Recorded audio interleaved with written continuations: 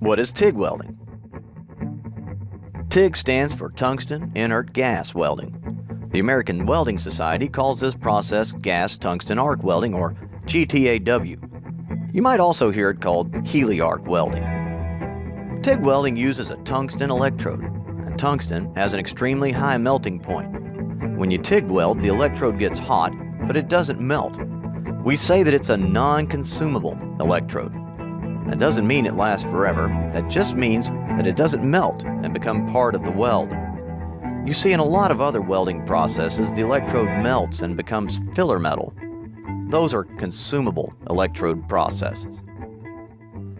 So here's the tungsten electrode being held in a TIG torch. The electrode slips into a collet, and the collet tightens up against a collet body. You can adjust the length that the electrode sticks out of the holder by loosening up the end cap.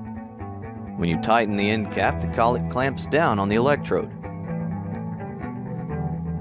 TIG works by melting the base metal, and that is the metal that makes up the two pieces that are to be joined. The heat is generated by an electric arc that forms between the base metal and the tungsten electrode. You can control the amount of heat with a foot pedal or with a thumb wheel on the torch. For most metals, the current is direct current, or DC. DC is like the current flowing from a car battery. One wire is always the negative and one is always the positive. In DC TIG welding, the electrode is usually negative and the workpiece is positive. The term DCEN is used for this, indicating that the current is DC and the electrode is negative. This is also called straight polarity, but DCEN is a more descriptive term. DCEN puts most of the heat on the workpiece, and it's the most common setup. When welding aluminum, however, AC is used. In AC, the positive and negative voltages switch back and forth between the electrode and the workpiece. This puts more heat on the electrode, but it has a cleaning effect on the workpiece. You see, aluminum forms oxides that float to the top of the weld pool and prevent a good weld. AC current helps control these oxides. In an electric circuit, the current flows in a loop.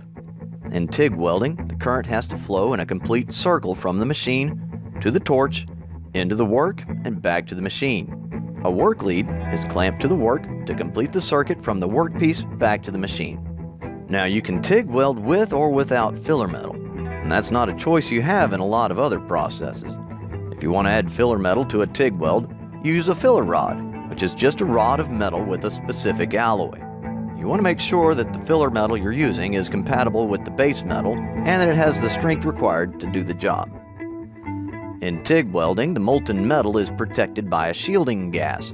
This gas, usually argon and sometimes helium or other gases, keeps the molten metal from reacting with oxygen and water vapor in the atmosphere. This shielding gas is stored in high-pressure cylinders like these. The pressure is reduced to a usable level by a device called a regulator. The shielding gas flows through a hose and comes out right at the point of the weld. So in summary, TIG welding is an electric arc welding process, uses a non-consumable tungsten electrode, the filler metal is added separately in the form of filler rod, and the shielding gas comes from a high-pressure cylinder.